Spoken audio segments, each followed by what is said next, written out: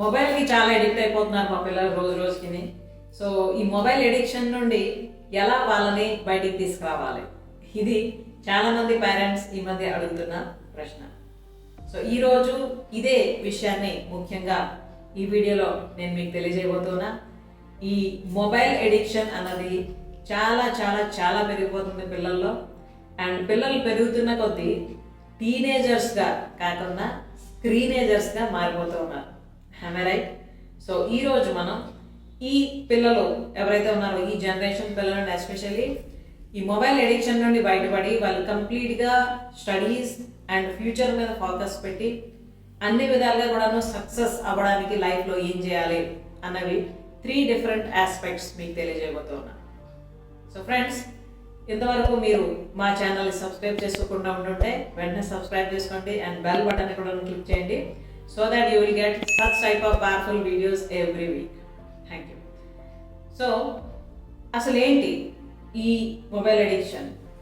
అందులో మొదటిది, పిల్లలు మనకి ఏదైనా చెప్పడానికి ప్రయత్నిస్తున్నప్పుడు, లేకపోతే ఏదైనా ఒక విషయం కోసం వాళ్ళు డిస్కస్ చేయడానికి మన దగ్గరికి వచ్చినప్పుడు చాలామంది పేరెంట్స్ ఏం చేస్తూ ఉంటుంటారంటే వాళ్ళ పనుల్లో జస్ట్ మొబైల్ ఇలా స్క్రోల్ చేస్తూ, లేకపోతే ఏదో ఫోన్ కాల్లో మాట్లాడుతూ చెప్పు వింటున్నా అని రెస్పాన్స్ ఇస్తూ ఉంటుంటారు కదా.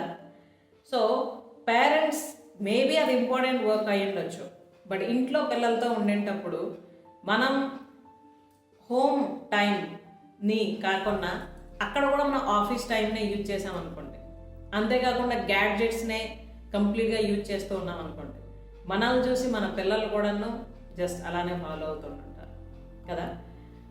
అందుకు ఇక్కడ మనం ఏం చేయాలంటే, ఫస్ట్ ఆఫ్ ఆల్ వీలైనంత వరకు పేరెంట్స్ ఈ స్క్రీన్ టైంని ఇంట్లో పెద్దగా వాడకుండా ఉండేటట్టు చూసుకోవడం మంచిది. అలా చేయడం వల్ల పిల్లలు కూడాను ఎక్కువగా స్క్రీన్ చూడకుండా వాళ్ళ పనుల్లో వాళ్ళు ఎంగేజ్ అవ్వడం జరుగుతుంది. అలా కాకుండా మనం స్క్రోల్ చేస్తూ అండ్ వాట్సాప్, ఫేస్బుక్లు ఇలాంటి వాటిలో మనం ఎంగేజ్ అవుతూ వాళ్ళకి మనం చెప్పామనుకోండి మీరు మొబైల్ యూజ్ చేయొద్దు అని చెప్పి, ఇట్ వోంట్ వర్క్. ఎందుకంటే మనం జస్ట్ అడ్వైస్ ఇవ్వడం వలన పిల్లలు మన మాట వినరు. మనం వాళ్ళకి రోల్ మోడల్గా ఉన్నప్పుడు మాత్రమే దాన్ని చూసి వాళ్ళు ఫాలో అవుతారు. So this is the first one. And second one వచ్చి, సాధారణంగా ఏం చేస్తున్నారంటే పిల్లలు చిన్నప్పటి నుంచి, అంటే ఇప్పట్లో ఎలా ఉన్నారంటే తినడానికి తాగడానికి కూడాను మొబైల్ ఖచ్చితంగా అవసరం పడుతుంది.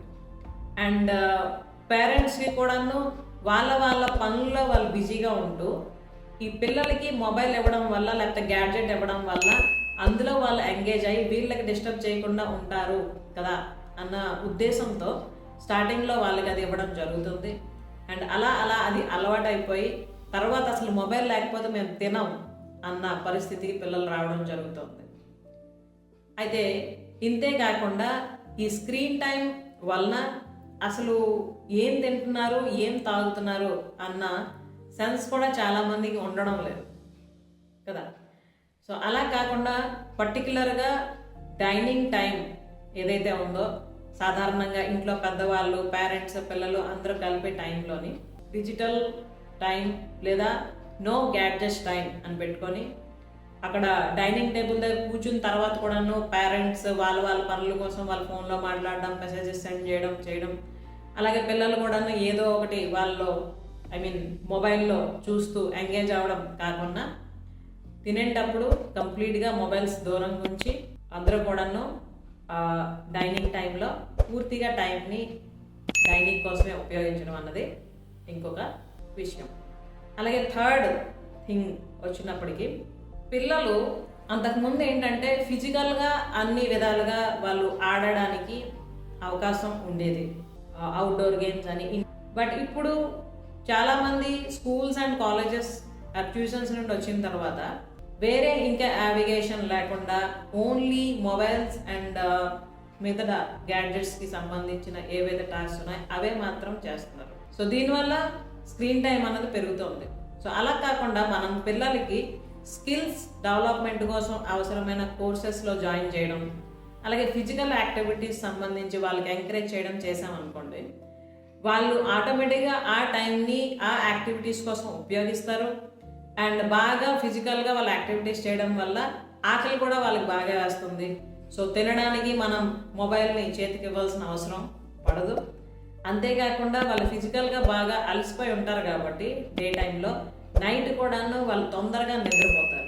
సో నైట్ టైం కూడాను పడుకునే ముందు ఈ మొబైల్ని గ్యాడ్జెట్స్ని చూడడం అన్నది మనం తగ్గించవచ్చు ఈ విధంగా. సో ఈ 3 టెక్నిక్స్ని కూడాను ఉపయోగించి చూడండి.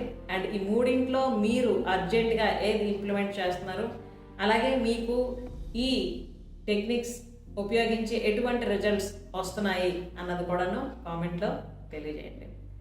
అండ్ ఎస్పెషలీ టీనేజర్స్కి సంబంధించి ఈ మొబైల్ ఎడిక్షన్ అండ్ ఫ్యూచర్ రెడీనెస్కి సంబంధించి ఎన్నో ఛాలెంజెస్ ఫేస్ చేస్తున్నాం. వాటి నుండి ఎలా బయటపడాలి అని చాలామంది పేరెంట్స్ అడుగుతున్నారు. సో ఫ్రెండ్స్, మేము ఈ వెడ్నెస్డే నుండి ఫ్రైడే వరకు 3 days టీమ్ పేరెంటింగ్ వర్క్షాప్ని కండక్ట్ చేస్తున్నాం. That is also completely free. So దీనికి సంబంధించిన రిజిస్ట్రేషన్ లింక్ అనేది డిస్క్రిప్షన్లో ఇవ్వడం జరిగింది. So if you are waiting for such an opportunity, click the link and register for the workshop.